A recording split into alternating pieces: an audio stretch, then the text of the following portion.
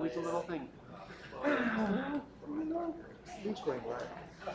And then we'll return this to the room. Oh, yeah. I get it. Thank you.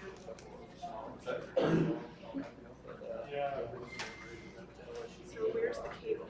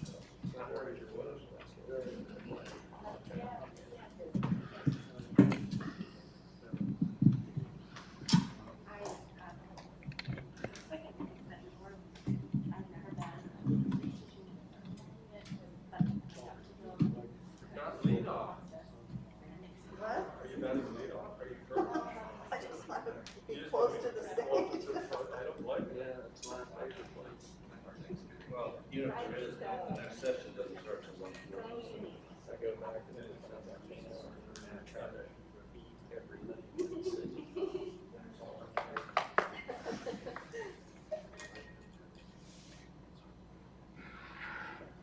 I don't see anything. The next thing that comes here is at 3:20, and that's the preliminary address.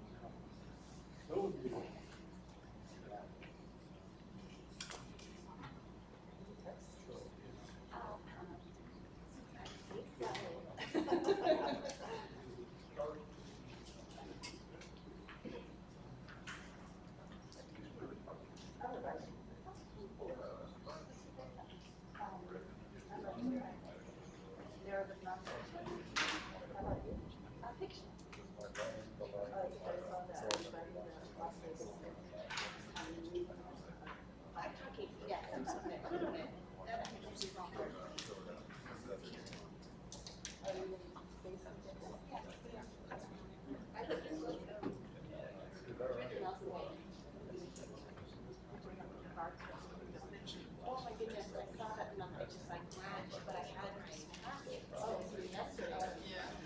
Did they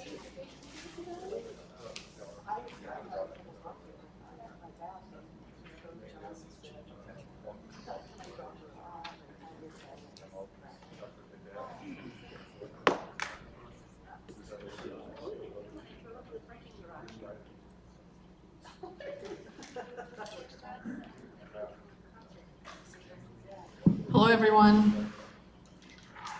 Are we all awake? All right, good.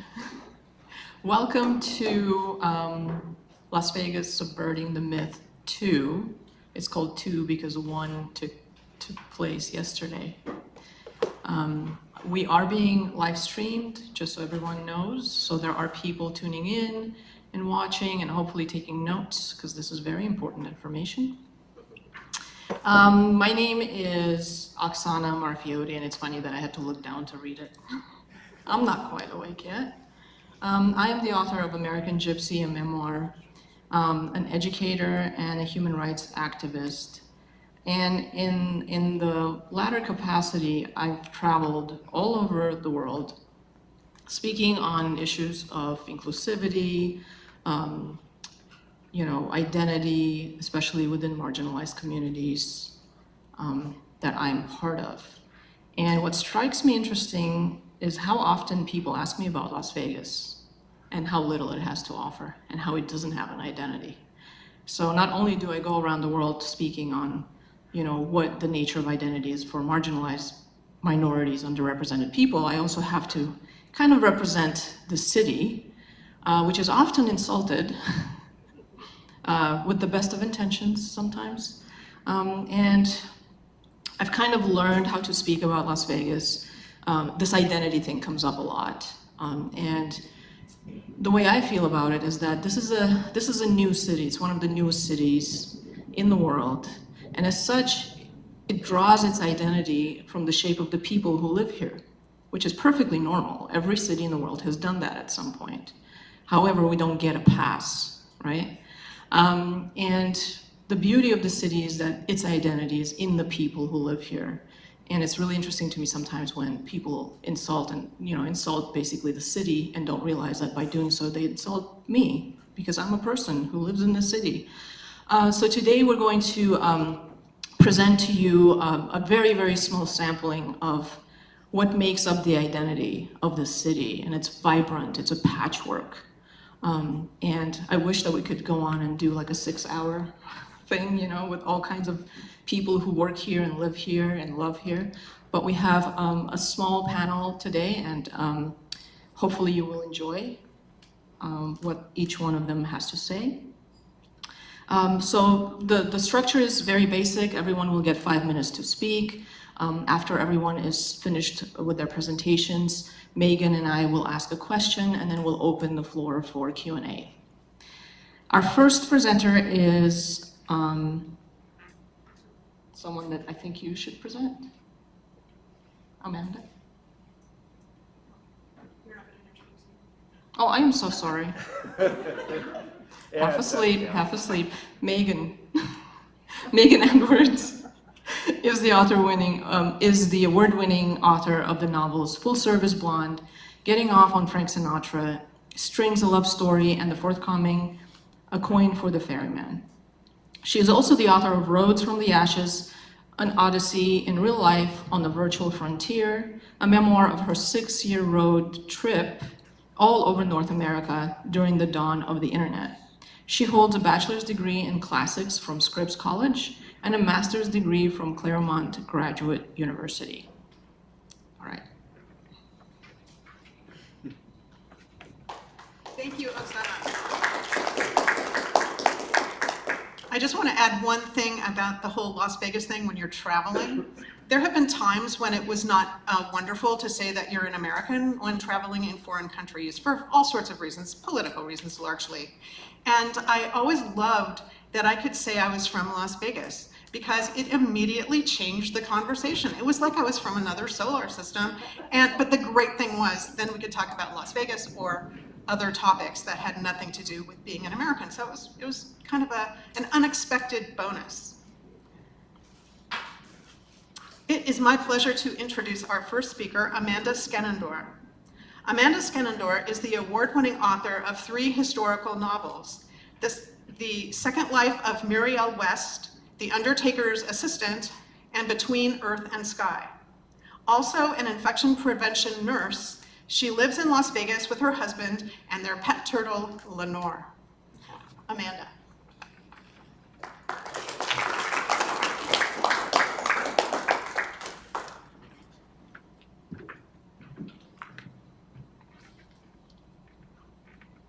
Thank you, Megan. It's a pleasure to be here speaking to you guys today. As Megan mentioned, I'm an author, a nurse, and I'm also a Las Vegas transplant. I've lived here for almost my entire adult life, but for years, when anyone asked me where I was from, I would say, well, I live in Las Vegas, but I'm from Colorado. I didn't want to be associated with the myths and stereotypes that were associated with the city. And they are just that. They're myths. But I had bought into them too, and I was miserable living here. One of the biggest myths about Las Vegas is that there's no real history here. Never mind that this has been the home of the Southern Paiutes for centuries, a people with a rich culture and history. So this myth assumes not only that history equals white history, but also that history equals permanence. And sure, this city definitely does its fair share of bulldozing and imploding. We're always rebranding and expanding. But just because something doesn't stay the same doesn't mean that its history is lost. Take this casino, the Sahara, for example. It was built in 1952. What was here before was just a little bingo hall. And across the street was the very first casino built on the Las Vegas Strip, the El Rancho. That casino was destroyed by a fire in 1960 and never rebuilt. But the Sahara, of course, endured. In 1959, they built a 14-story hotel tower that at the time was the very first high-rise hotel tower on the whole strip. Now, of course, you look down and you can't throw a stone without seeing a high-rise tower, but the Sahara had the very first. They had numerous celebrities that headlined here: Frank Sinatra, Judy Garland, Duke Ellington, Tina Turner headlined here in the 1980s. The Beatles stayed here when they were performing at the nearby convention center. It closed, however, in 2011 and was sold. The new ownership reopened it under the new rebranded name SLS in 2013, but that lasted only a little over 4 years. And then it closed again, changed ownerships, and was renovated, rebranded again as the old Sahara. And it opened just in 2019. Now, aside from the big blown up photographs that those of you who are here in person may have seen down in the lobby of the former headliners, which I love those photos, little of that history is evident. Across the street where the El Rancho stood, there's only a big open space and a pop-up, I think they're doing some sort of band out there, which you may hear later, because I heard it on the way and it was so loud. But we're not a city that pays homage to our past with placards or monuments the way that some cities do. But the history is here for the curious to discover in books, museums. The University of Nevada, Las Vegas has a wonderful oral history collection at their library. But I didn't know any of this until I overcame another common myth about Las Vegas, and that is that Las Vegas has no arts culture. We might have performers and entertainers, but not real art. And that simply isn't true, as many of my fellow panelists can attest to. The arts culture here is not only rich and thriving, but also inviting. Several years ago, I found my way to a group of fellow writers, Oksana among them, who welcomed me. And in encouraging my creativity and my exploration, they helped me bloom in a city that I previously hated. My first published piece was a short story set in the 1950s at the Nevada nuclear test site just north of here. During that era, tourists would come to places like the Sahara and the nearby Desert Inn to watch the mushroom clouds explode on the horizon, and you could actually feel the vibrations of the blast. Later, I wrote about the Hoover Dam and the history of gaming along the Colorado River. Learning about the history and weaving it into my writing, it helped me dispel many myths surrounding Las Vegas. It enabled me to put down roots and feel a sense of attachment and belonging. And I offer this to anyone who's unhappy where they are, that if you scratch below the surface, you may find what you love. And though I'm still and forever fond of Colorado, now when people ask me where I'm from, I proudly say Las Vegas. Thank you.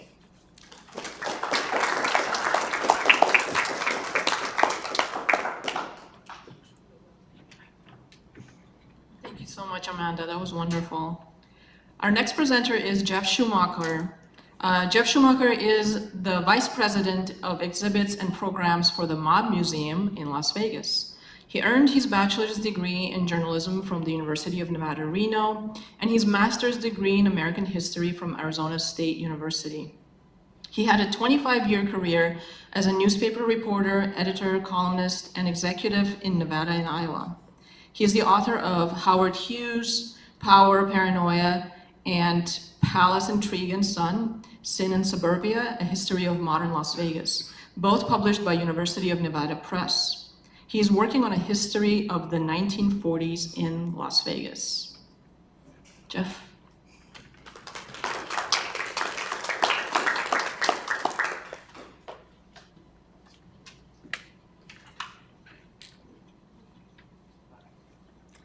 All right, I might move this up just a little.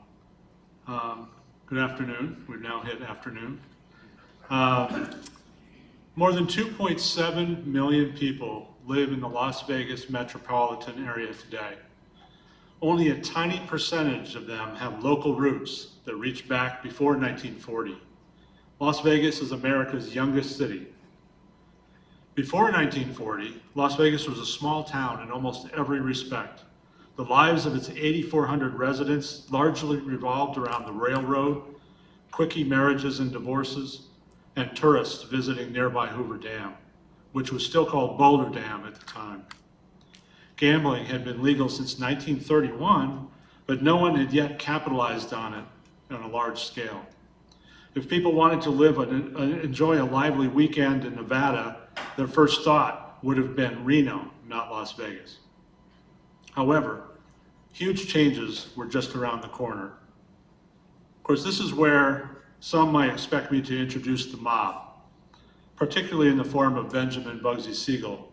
After all, a pervasive belief, public belief, is that Bugsy Siegel, quote, invented Las Vegas. But it's too soon to introduce the mob, or Bugsy, because the mob wasn't terribly interested in Las Vegas in 1940. To the underworld bosses of New York and Philadelphia, Chicago and Detroit, to the gruff characters shaking down shopkeepers for protection money and grabbing dimes and quarters from jukeboxes, Las Vegas was still small potatoes. Las Vegas was not born of the mob. In fact, it was largely a product of the federal government. Like other Sunbelt cities, it was a beneficiary of Allied efforts to stop Adolf Hitler. Massive war-related federal investments triggered a population boom, quickly transforming Las Vegas from a small town into a city. In 1941, the Army, gearing up for US involvement in the war, started building an air gunnery range in the desert just north of Las Vegas. The air base drew thousands of men and eventually women to the city. In that same year, the federal government earmarked millions of dollars to build a magnesium plant south of Las Vegas, in what would later be known as the city of Henderson. Magnesium was a lightweight metal used in aircraft, bombs, and other military hardware. Basic Magnesium Incorporated recruited thousands of workers from across the country, including many African Americans from Arkansas and Louisiana. As the late historian Eugene Moring noted, World War II changed the American West forever. This massive infusion of federal money and people spurred investments in roads and highways, buildings, water and sewer systems, and casinos, both in the downtown commercial district and on Highway 91, the road to Los Angeles. The highway resorts, which sprawled across the open desert with bungalows, showrooms, swimming pools, and horse stables, attracted a wider range of visitors than the clubs tightly packed along downtown's Fremont Street. Yet the mob still was not involved in casino development along the highway, which eventually would become known as the Las Vegas Strip, basically where we are now. The El Rancho Vegas, as Amanda pointed out, opened in 1941. It was built by Thomas Hall, not a mobster.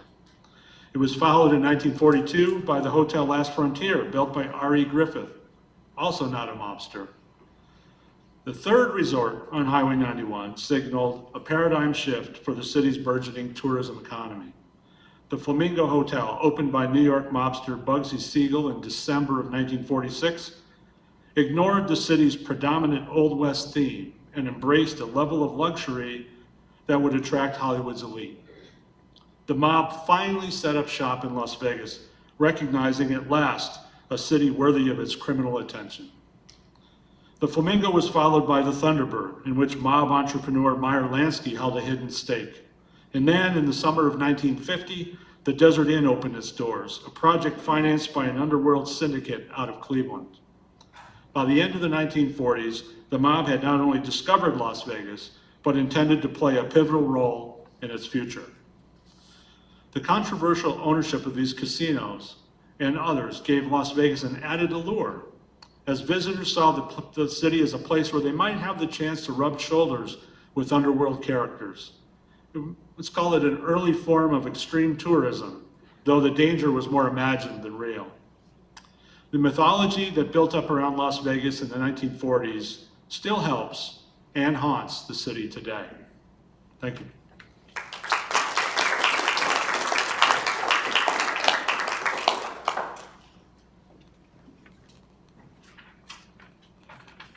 Thank you, Jeff. Sally Denton writes about the subjects others ignore. From a drug conspiracy in Kentucky to organized crime in Las Vegas, from corruption within the Mormon Church to the hidden history of manifest destiny. From one of America's bitterest political campaigns to the powerful forces against Franklin D. Roosevelt.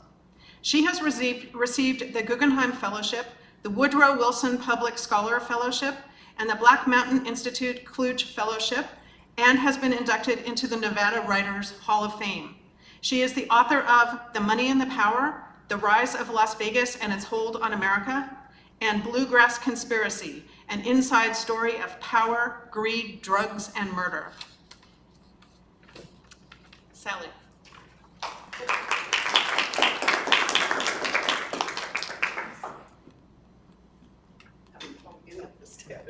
Thank you so much to Megan and Oksana for hosting us all here. It's really an amazing event,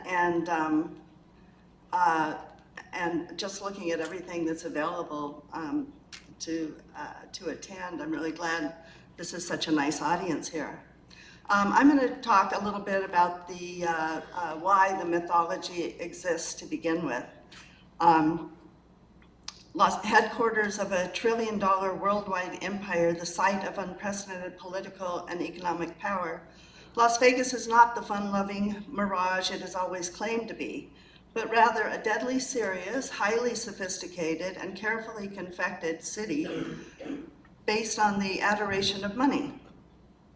The once distant outpost grew into a metropolis that came to influence American politics and the larger society until the country mirrored its ethos. The small Nevada gambling town became the headquarters of the illegal enterprises that accompany legal gambling, drug trafficking, money laundering, and the skim from casino profits.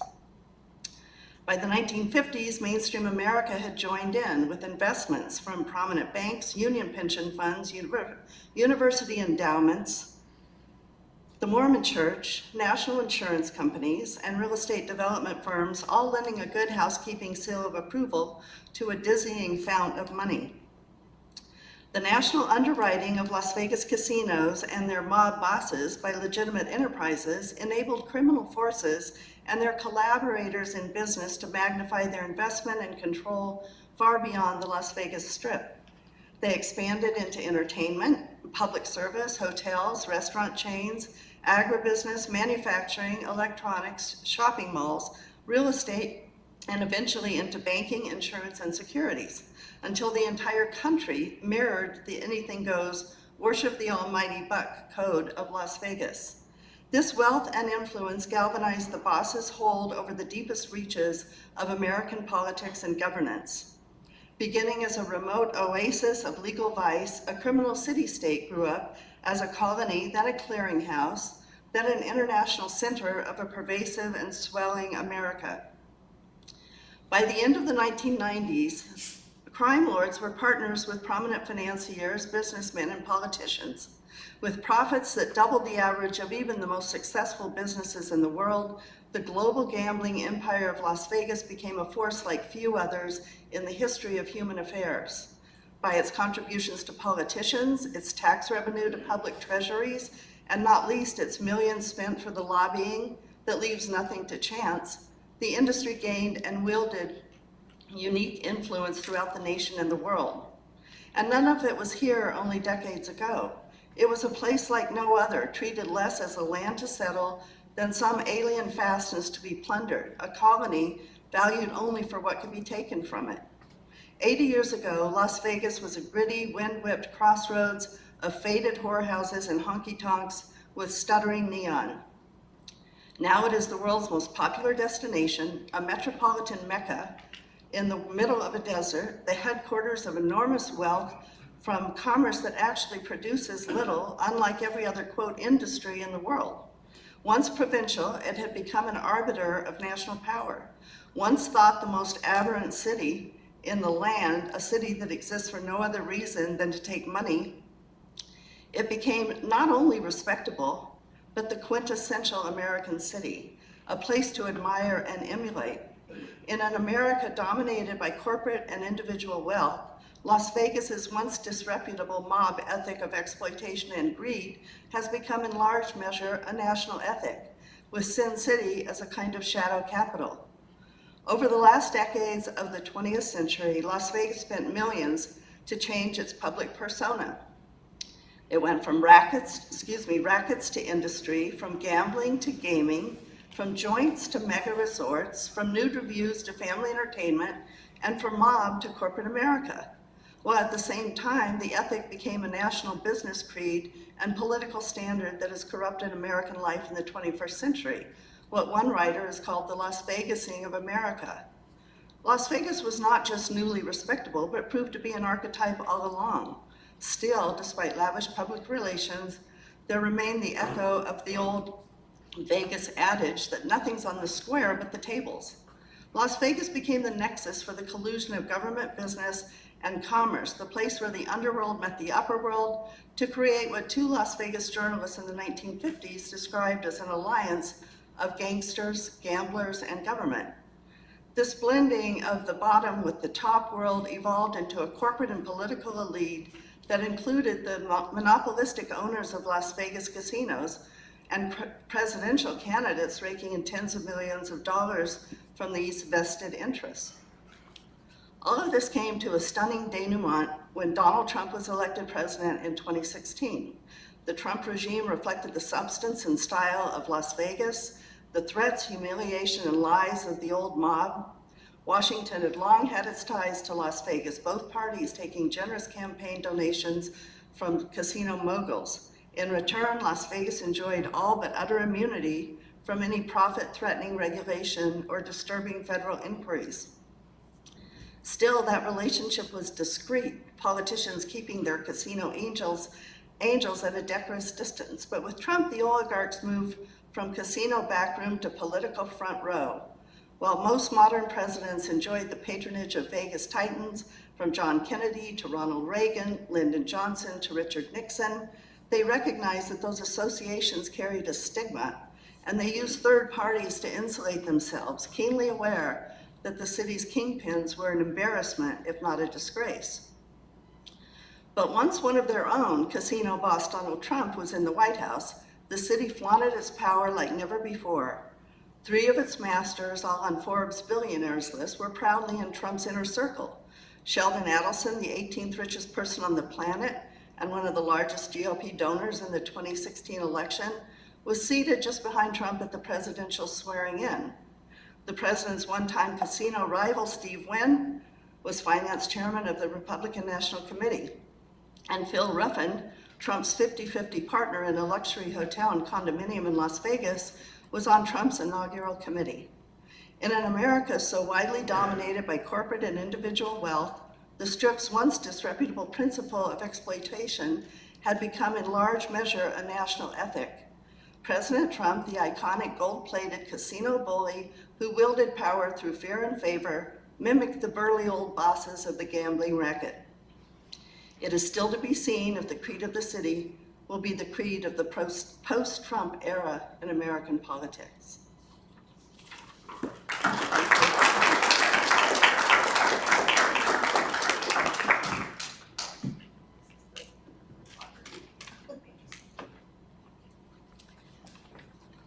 Thank you, Sally. George J. Chanos is the author of Millennial Samurai, a Mindset for the 21st Century.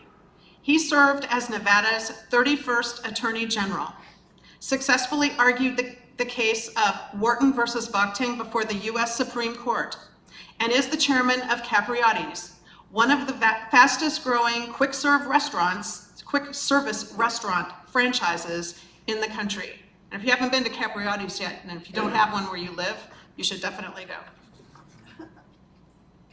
George J. Chanos.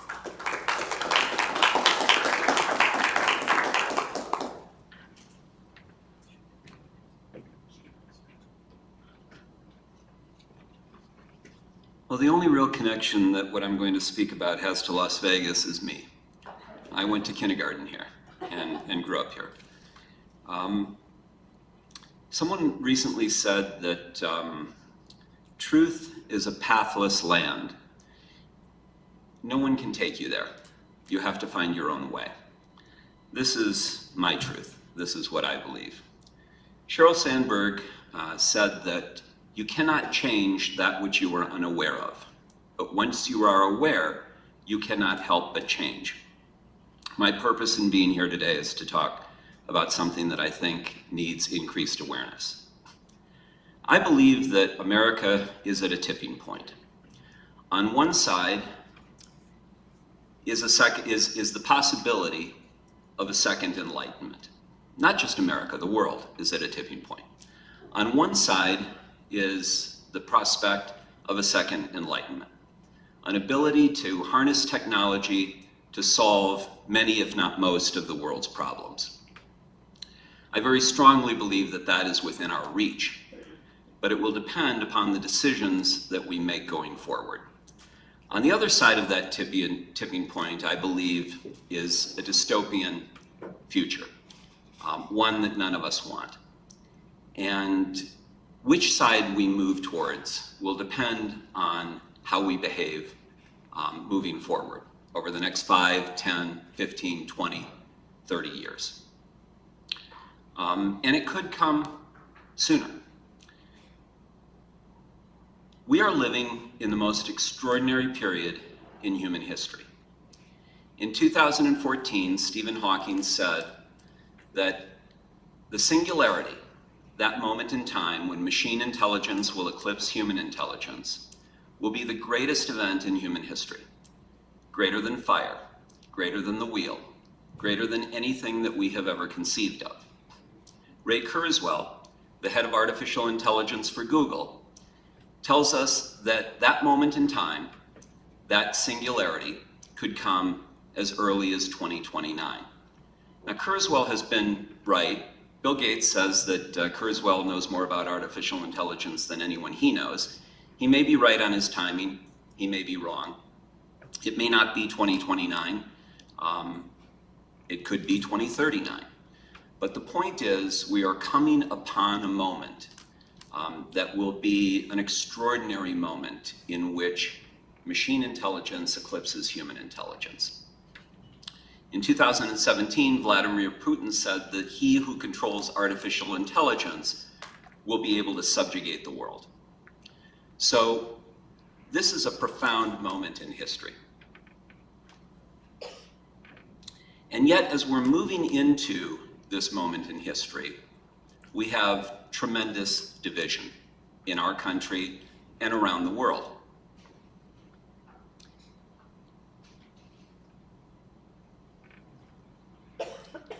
The question moving forward for all of us is, how do we reduce that level of division? And I believe that we have become we have devolved into a population that focuses on ourselves, that a generation of me, as opposed to a generation of we.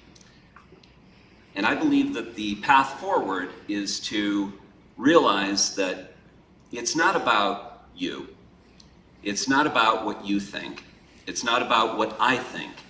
It's what's best for all of us.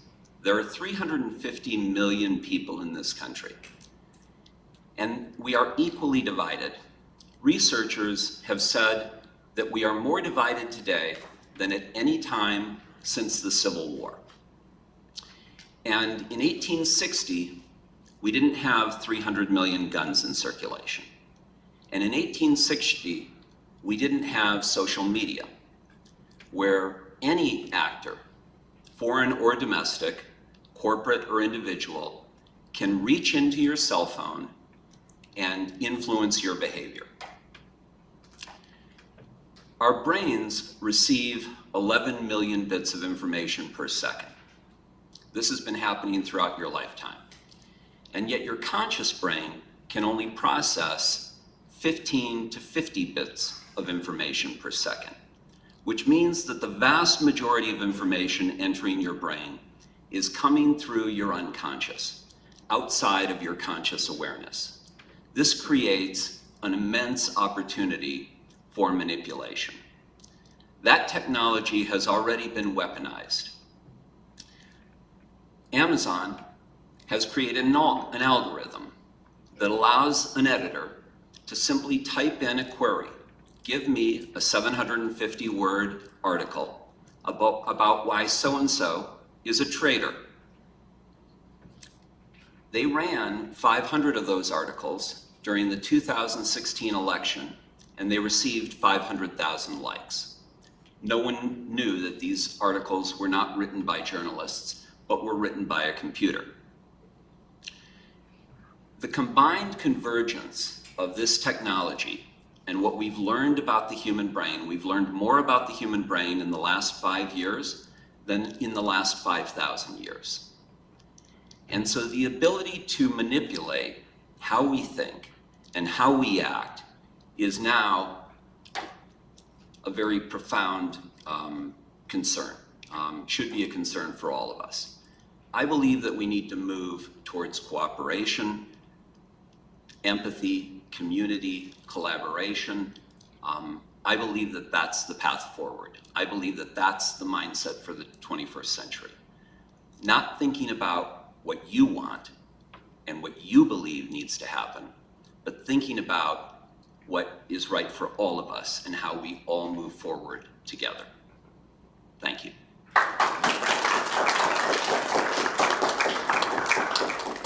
Thank you, George. This panel is giving us a lot to think about, not to put everybody else on the spot, everyone else who's left. Our next presenter is Brett Riley. He is the author of The Subtle Dance of Impulse and Light, Comanche, Lord of Order, and the forthcoming Freaks. His short fiction has appeared in journals such as the Baltimore Review, FRX, Solstice, Folio, the Evansville Review, and many others. His nonfiction has appeared in Roll Reboot, Broad River Review, Rougarou, Green Hills Literary Lantern, Literary Orphans, Under the Gum Tree, Wild Violet, and Foliate Oak Magazine. He is a professor of American literature at the College of Southern Nevada.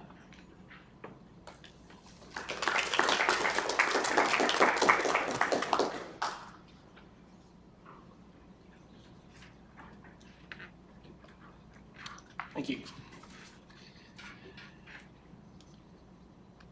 Upon hearing the focus of this panel, I thought about the myth of Las Vegas as I understood it before I lived here. Like many people who had never visited, I had gotten most of my conceptions of the town from movies and television where famous mobsters hobnobbed with equally famous celebrities. Usually in one of two environments, whatever version of the Strip existed at the time the show was set, or the bare, flat desert. This is up to and including the original CSI. Watching that show, I got the impression that most yards here had grass, and that Henderson was somewhere in Arizona, because they always talked about going way out to Henderson when they'd have to.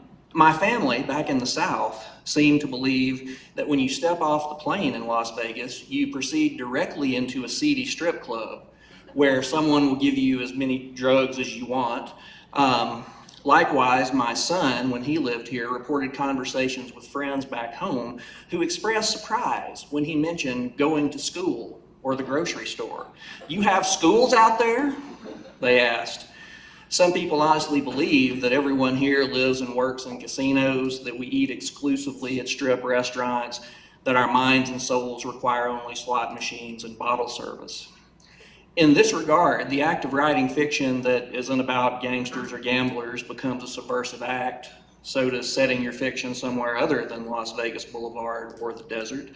Such stories remind readers that strip workers don't usually live there, and that many of us have jobs other than in the hospitality and service industries. They expose audience to rock yards, to freestanding restaurants, to gas stations and museums and the DMV. This may seem like an overly simple response to the thrust of this panel, but the number of friends and family members who honestly seem to believe I'm going to hell simply because I live in Sin City suggests to me that it's not unimportant. One role of the mythic Las Vegas stories is to embrace the well-known images and characters in order to allow audiences to find comfort in that familiarity. Stories that subvert myths must represent the rest of the city. There is much good work being done in this respect, and there is much more to do. The diversity of Las Vegas's population, the ways the city embraces so-called high culture, even as it revels in its reputation as a moral black hole where you can embrace your basest desires, the wildlife we have here, all of this and more presents the writer with fecund ground for all kinds of stories. In my own short fiction, I've tried to contribute to these subversions. My story, Hyacinth, for instance, takes place in Henderson. The story concerns an MMA fighter who becomes fascinated with a woman selling flowers on street corners over around Green Valley. My story, Salvation is a Joke with No Punchline, chronicles the life of a rock and roll drummer as he gradually alienates his wife and son. Much of that story takes place over on Flamingo Road. Thy Rod and Thy Staff pits an art gallery owner, an unlicensed weed dealer, and a Fremont Street performer against a televangelist. This story is set in Summerlin and downtown. And in my most recent published story, The Long-Promised Return of One-Eye Battle, an elderly man seeks his long-lost love in an off-strip casino that may remind readers in the know of Sam's Town on Boulder Highway. On the other hand, my story Orville's Song, which is loosely based on the Orpheus myth, the narrative moves south from the Strip until it passes out of town entirely.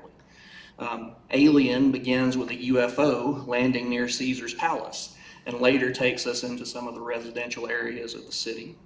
And everyone here comes from somewhere else, sees a disillusioned writer looking over the Strip from high in Planet Hollywood as he comes to terms with what living in the city has brought to and taken from his work. I'm kind of proud of that title because often it does seem that everyone here comes from somewhere else. There is such a thing as the Las Vegas native, but obviously I'm a transplant and many of us are. This is a city where we can all find something for ourselves no matter where we come from. In fiction, the role of Las Vegas is to be itself, which is to say that it reflects the readers and the characters' expectations of the city back onto them. How we read and how we write Las Vegas stories says as much about us as about the city. And like the town itself, Las Vegas stories can provide a short-lived but vivid experience that is different from readers' everyday lives.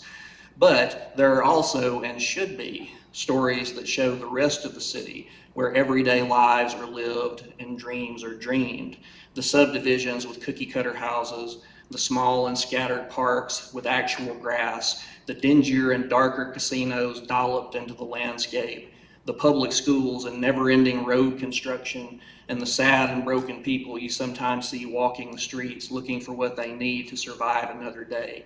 I told you about my little contribution to these kinds of stories, but all kinds of people are writing these. Some subvert the myth, some embrace the myth, but a lot of good work is being done in Las Vegas fiction today.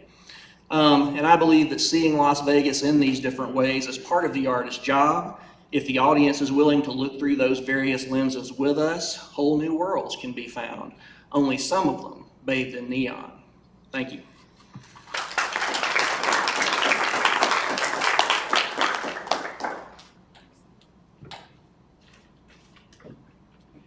Thank you, Brett. I'd like to add, I actually did think it was Sam's Town when I read that story, even though you never called it that.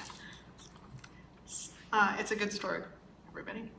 And speaking of Nevada natives, it is my pleasure to introduce John L. Smith, a Nevada native, and the award-winning author of more than 20 books, including Of Rats and Men, Oscar Goodman's Life from Mob Mouthpiece to Mayor of Las Vegas, and Running Scared, The Life and Treacherous Times of Las Vegas Casino King Steve Wynn. His stories have appeared in a variety of publications, including Time, Reader's Digest, The Daily Beast, Reuters, The Nevada Independent, Ruralite, and Desert Companion. He was a longtime columnist for the Las Vegas Review-Journal. Smith offers weekly commentary on Nevada public radio station KNPR. John L. Smith.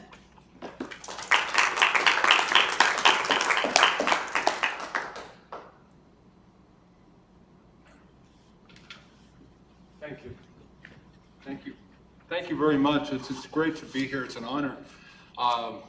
You know, it's just to see the collection of academics and people really passionate about what they do is really heartening. It's also great to get out and to see people again. So I am that native guy. Yeah, my family's been here so long, the coyotes sing our praises. As a boy, I actually was born in Henderson, Nevada, back when it was a factory town, and I'll want to talk a little bit about that to start with, but excuse me a second.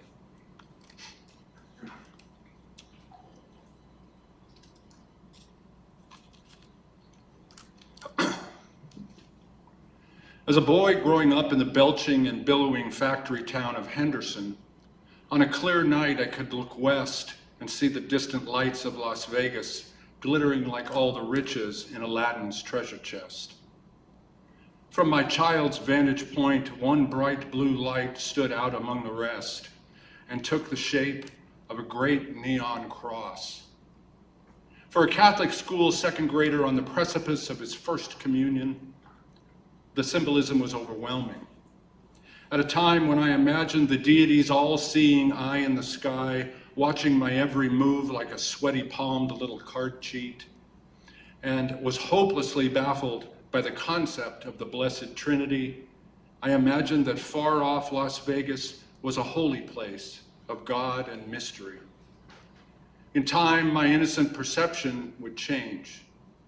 I would come to realize that the grand blue crucifix emblazoned in my imagination wasn't really a cross at all, but just another gaudy motel sign beckoning strangers in from the dark, which, come to think of it, is a Las Vegas metaphor that a God with a sense of humor might appreciate. I was still a kid when my family moved from Henderson to Las Vegas, where my father bossed a trade union and my mother was a judge's secretary and worked tirelessly inside the local Democratic Party machine. Through them, I was introduced to an eclectic array of characters that qualified as Runyon-esque and then some. They could have been extras from Guys and Dolls. Some of their faces were the kind usually seen on post office walls.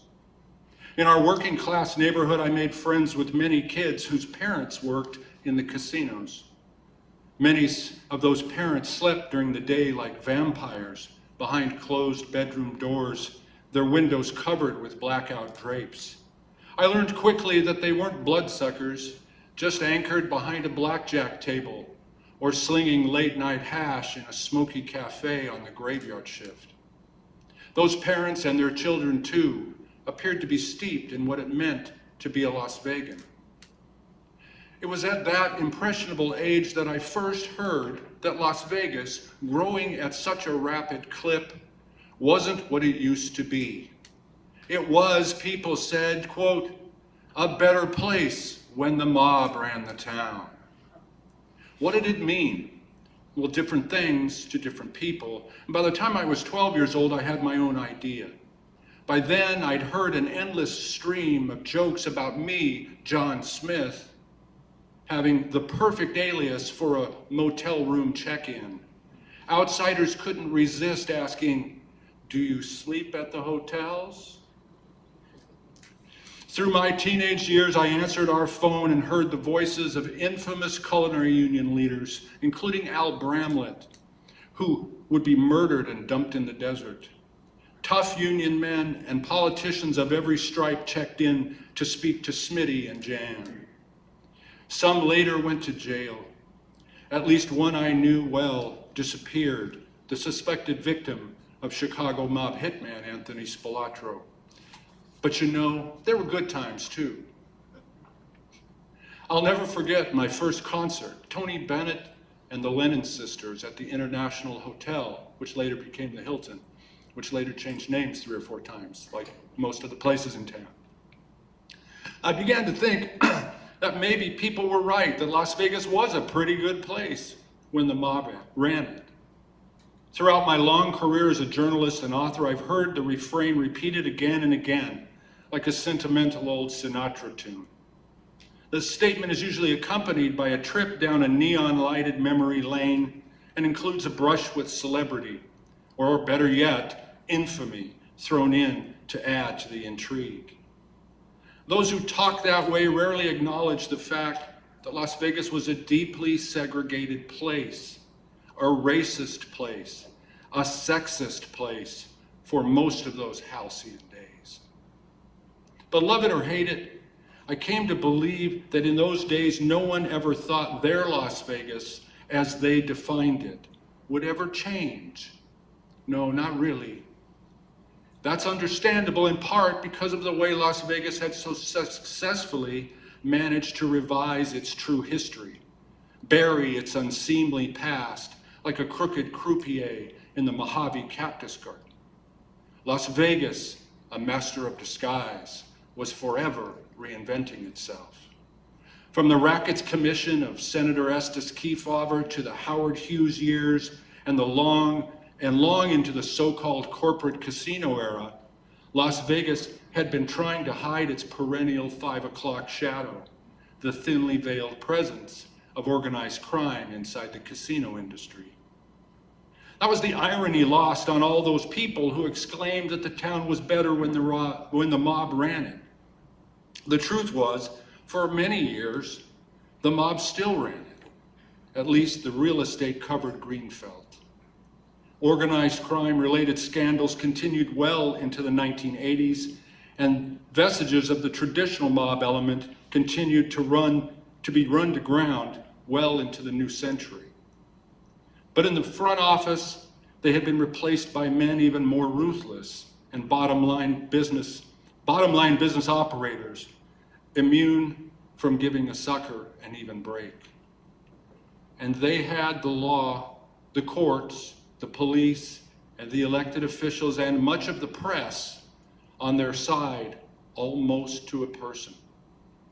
If you listen to locals long enough, you'll likely still hear someone say the words, perhaps even this weekend, Las Vegas was better when the mob ran the town. As a journalist, I often heard that refrain from longtime locals, connected and not, about how much better Las Vegas was. It was almost magical. For them, it was a sort of happy shadowland where the vampires only came out on the graveyard shift. It was a one-size-fits-all community conceit. If you think Las Vegas is great now, you should have seen it when the mob ran the town. Remembering when the mob ran the town gave you a certain status only locals and savvy visitors could enjoy. It was almost like a secret code, a wink and a nod to cooler times. It was almost always accompanied by a lament that people going to the strip steakhouses and showrooms no longer dressed in suits and gowns, like they did back when the mob ran the town. It was a lie, but a romantic one. Las Vegas was smaller, certainly, and like the Cheers bar, it was a place where it was still possible for everyone to know your name and always be glad you came, especially if you tipped well. But Las Vegas was plagued by its prejudices. When it came to treating people decently, it was no better than Chicago or Cleveland, New York or Detroit. It was a second chance town for many, but a wise guy paradise for others. It was a community targeted by the IRS for legitimate reasons. Tax avoidance was essentially a community tradition. In case you're wondering, the mob no longer runs the town, in part because it couldn't compete with the real sharks in the desert, the consummately connected corporate casino operators whose gifts of manipulation make Anthony Salerno and Tony Accardo look like carnival rubes. Like America itself, Las Vegas has changed in other ways. It has continued to legalize and embrace activities once considered the exclusive purview of the mob. High-interest payday loans and auto loans have become commonplace. They actually charge more juice interest than a typical mob loan shark. Casino debt collections, not legal in all jurisdictions, are now imprinted in our state law. A high roller who fails to pay a casino debt, if you fail to pay that debt here, you can be arrested, literally dragged off a commercial airplane in some cases. Prostitution is technically illegal, but you wouldn't know it by frequenting many of the casino bars and lounges. Marijuana is legal. Hold your applause to the end. And the tendency is toward more relaxed regulations about use and sales. And of course, gaming in all its forms is more pervasive than ever. But perhaps the greatest sign of changing times in America and Las Vegas is the repeal of the Professional and Amateur Sports Protection Act of 1992, PASPA is what it's called. It was repealed by the Supreme Court. It was a move that opened the doors to legalize sports betting all across the country. It was once the last pariah gambling activity in America is now wide open for business. In the end, the mob was a lot like that Blue Cross of my childhood vision. Easy to imagine, but harder to define. I have my own definition, but these days I like to imagine a Las Vegas at its best as a land of opportunity for immigrant and local alike, a place that welcomes people of every faith and no faith at all, because after all, when you've monetized the quickie wedding and divorce rackets, who are you to judge? For the actual mobsters in our midst, and there are plenty of them, no matter how you define them, I suspect they will continue to find ways to make a living in Las Vegas. And why not? After all, they used to run the town.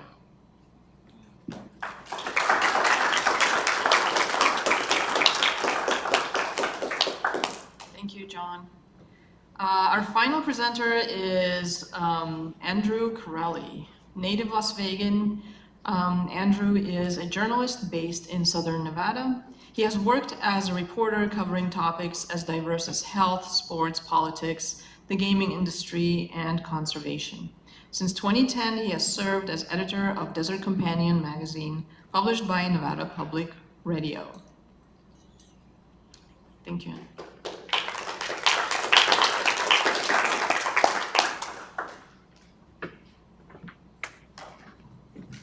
Hi, everybody. Wow, what a great panel. I just want to sort of warn you, in glaring contrast to the content of my colleagues, mine will be composed of slapdash ideas hastily assembled in the very spirit of Las Vegas. So this is my thing. Good afternoon and welcome to Las Vegas, POMLA attendees. As part of your tourist experience, which I hope includes essential components such as foot-long margaritas, classic, and a few spins at one of our increasingly baroque and bewilderingly complex themed digital slot machines, I want to offer you a very brief, a mercifully brief glimpse through the keyhole into the ordinary Las Vegas of every day. And in many ways, Las Vegas and by extension Nevada are so normal, it's kind of a little weird. So when you return home and you regale your colleagues with tales of debauchery and sexual misadventure, you can also tell them that you saw a tantalizing flash of the real Las Vegas in all its quotidian glory. So my operating hypothesis, and it's constantly evolving, and it's something like this, that in order to continually manufacture the vibrant industrial fantasia that is the Strip, which is one of our prime economic engines, the real Las Vegas, whatever that means, perhaps paradoxically requires rigorous stability for it to be successful. So I just want to highlight very quickly a few ways in which Las Vegas is very essentially, very quintessentially normal, and in some ways more American than America itself. So most immediately and most significantly, consider the vast labor force that makes our leisure economy work. And that's largely due to the Culinary Workers Union Local 226. If you're not familiar with that, that is a workforce of roughly 60,000 people comprising guest room attendants, cocktail and food servers, porters, bellmen, cooks, bartenders, laundry, and kitchen workers.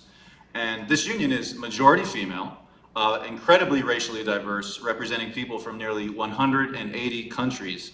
And I found it really interesting when I was sitting over there, just beyond that door, I heard the rolling of carts and the clattering of silverware. And so I think the very room we're in right now is sort of metaphorically significant in that sense. The union is led by Jaconda Arguello Klein, a woman who originally came to America from Nicaragua as a political refugee. And I really think you cannot get more American than that. It's quite amazing. So workers such as those in the culinary union are a veritable pillar of the middle class here. And Las Vegas is that. It is thoroughly middle class. And I don't have any elaborate statistics to support this statement, but you can see it for yourself when you fly in and you fly out.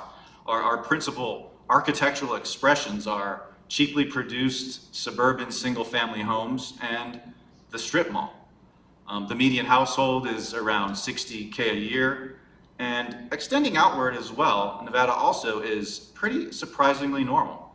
According to the Census Bureau, hastily Googled this morning, Nevada is actually the third most diverse state in the country, just behind California and Hawaii.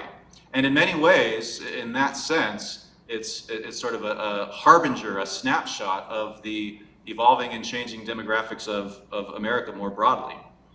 Interesting, our state legislature is also majority female and can be surprisingly progressive. And when I say progressive, I mean in the sense of inspired common sense. The legislature has recently done radically normal things like pass bills to expand protections for pregnant workers, paid sick leave, and abortion access. And in 2017, in a sort of show of increasing sort of comedy with the rest of the nation, Nevada lawmakers finally approved the Equal Rights Amendment. So those are just a few snapshots, a few glimpses to all the sort of normalcy and all the sort of rigorous stability that has to happen to sort of make the crazy idea of Las Vegas work. And finally, I offer myself as a decidedly unscientific Exhibit Z. Las Vegas is my hometown. I'm a native. I was born here. I was educated here. My mom was a nurse here for 30 years. My father was an engineer and mechanic for the Air Force, and then later worked at the former Nevada test site.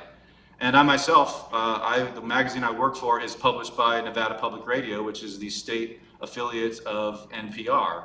And I mean, you really cannot have more like staid normalcy than NPR, right?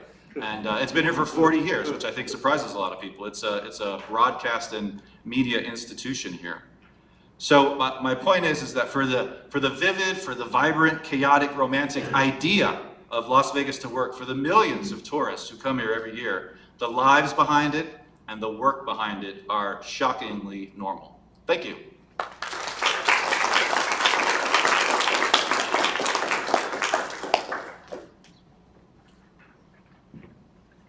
Thank all of you so much.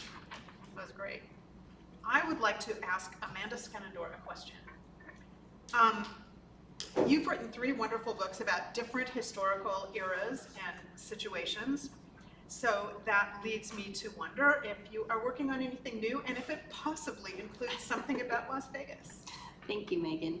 I recently pitched an idea to my editor. I was doing a presentation about the history of Las Vegas and pitched an idea to my editor about Lily St. Cyr, who was a burlesque dancer at the El Rancho Casino, again, the one just across the street that burned down. And I wanted to explore that piece of Nevada history and also, as John had alluded to, the segregation that was rampant here in Las Vegas during that era.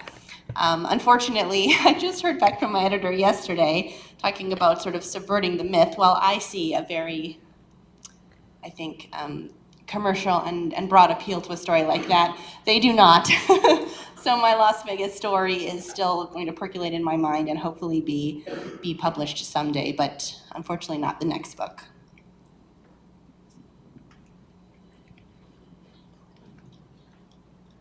The world is just not mature enough. for us yet. The time will come. I hope so. My question is for Jeff Schumacher. So can you tell us what's going on at the Mob Museum? Anything exciting? Anything we should be seeing right now? The Mob Museum is alive and well. We were shut down for 11 weeks, when the pandemic struck, like so many businesses. But this being Las Vegas, we were back in business much sooner than museums around the country, many museums around the country, and people started trickling back and under limited capacity for a while. Today, I can tell you, if you came down to the Mob Museum, we will have, on a Friday like this, we'll have in excess of 1,000 people through the doors during the course of the day. We'll probably have 12 to 1,500 tomorrow. Tonight in our speakeasy, there'll be live Prohibition era jazz music playing, and people dressed up typically on their own initiative, like they're coming to a great Gatsby party. And so that's the fun stuff. On the flip side, we're actively involved in developing new exhibits for the museum. It's a nationally accredited museum that we take our history very seriously, and we're constantly trying to tell new stories. The story of organized crime, as John alluded to and I mentioned, and Sally, there's a lot, okay? And it's not just Las Vegas, it's all over the United States and across the world, really. And we tell, the highlights in our museum now. There's so many more things we want to explore. And from what I hear, it's one of the top-rated museums in the country, right? Yeah, we've done pretty well in that regard. People seem to like the museum and like to tell people on social media all about it, so it's good. My last question, what's the code for the speakeasy? Because it changes all the time. So I can get in on without needing to know that, so I don't know the answer. But it's usually on Instagram, that's where they post it. Thank you so much.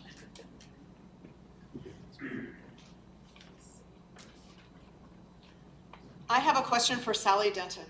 You have written a lot of books on a wide variety of subjects like drugs, organized crime, massacres, political corruption. Is there something that connects all of those, or how do you choose what you write about? Yeah, I've published 8 books. I have a 9th one coming out, and they are all on disparate subjects, nonfiction, narrative nonfiction. They're all true, or according to me, they're true.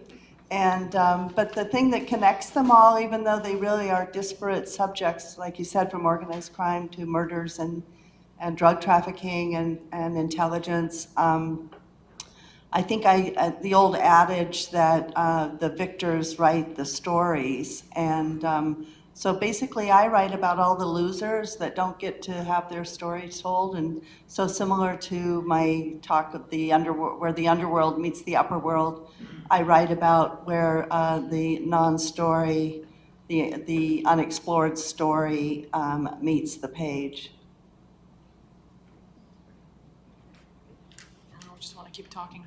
George, where are you, George? There you are. So my question for you is this. How has growing up in Las Vegas influenced your philosophy on the 21st century mindset, if at all? Growing up in Las Vegas, I think probably the most profound impression so I was born in Wauwatosa, Wisconsin, and my parents were divorced when I was 1, and my mom was a fashion model in Chicago in the 50s, and she moved to Las Vegas, and my dad was the child of Greek immigrants, and so it was a very different, a radically different environment and parenting. I think what Las Vegas showed me was the endless possibilities that exist in the world. Wauwatosa was a grounding experience in fundamental Midwestern values, and Las Vegas was just a new world that showed me what was possible. So that's how it influenced me.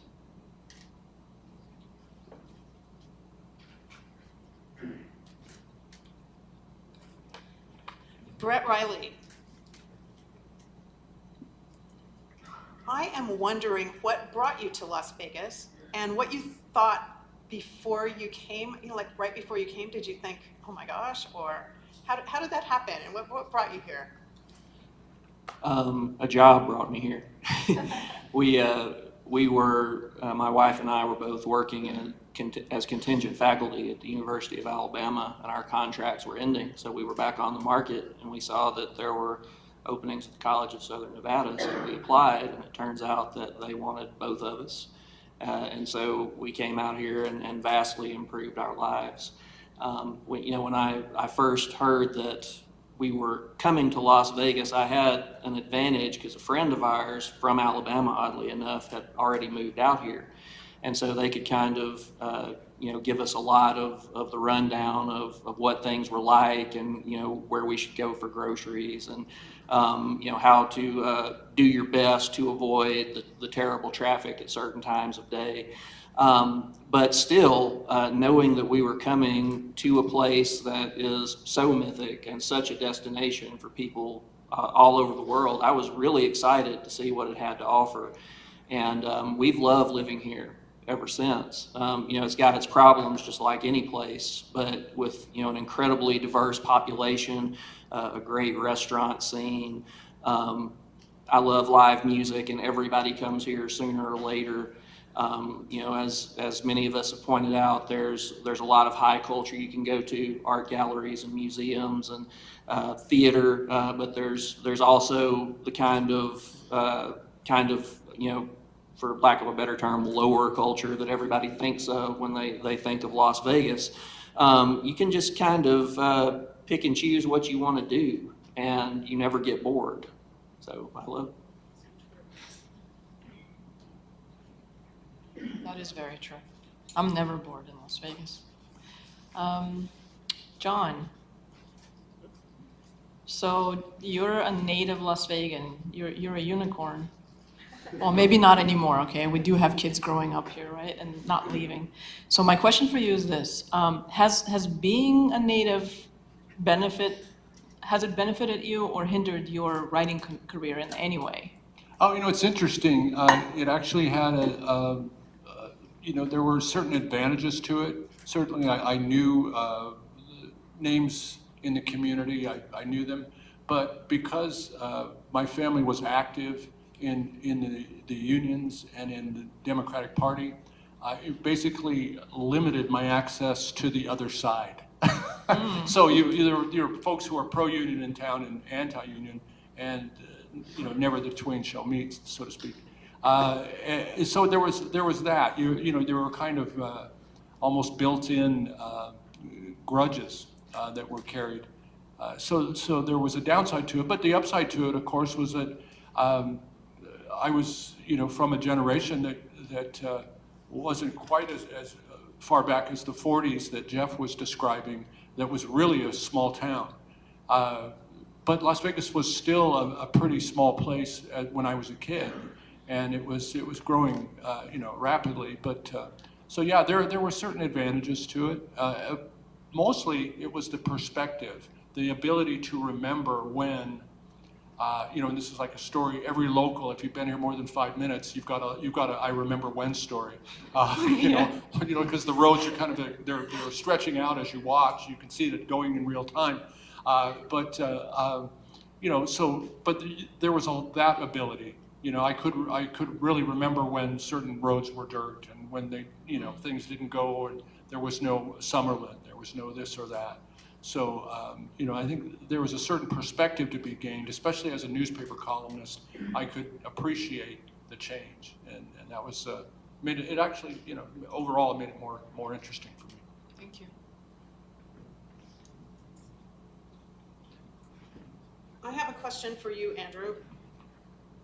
So you're a native Las Vegan. You grew up here. You went to school here. You work here.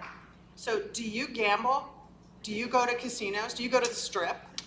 Oh, hell yeah. I love me some gambling. Yeah, and so I think a lot of people maybe think that people who live in Las Vegas don't gamble, and we do. And I think most of us think of the Strip as somewhat separate, but the sort of world is porous in that sense.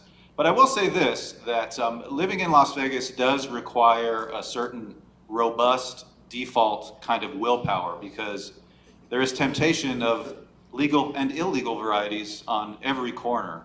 And so it's good to sort of keep your wits about you in that sense. So what I do is I sort of allow myself to gamble maybe 2 or 3 times a year that are usually based around visits from friends from out of town.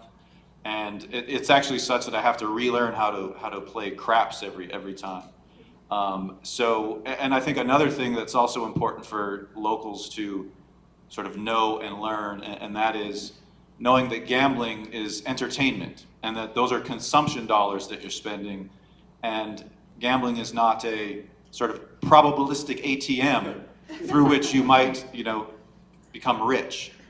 So when I'm gambling, if I drop $20 at the blackjack table, in my mind I'm not thinking, ooh, I may make thousands off this and buy a new car or something like that. I think, here's $20, that's like going to the movies, and that's $20 for the service of the gaming experience. And mentally, I just sort of kiss it goodbye, because once you start chasing the money, that's when you start swirling around the drain.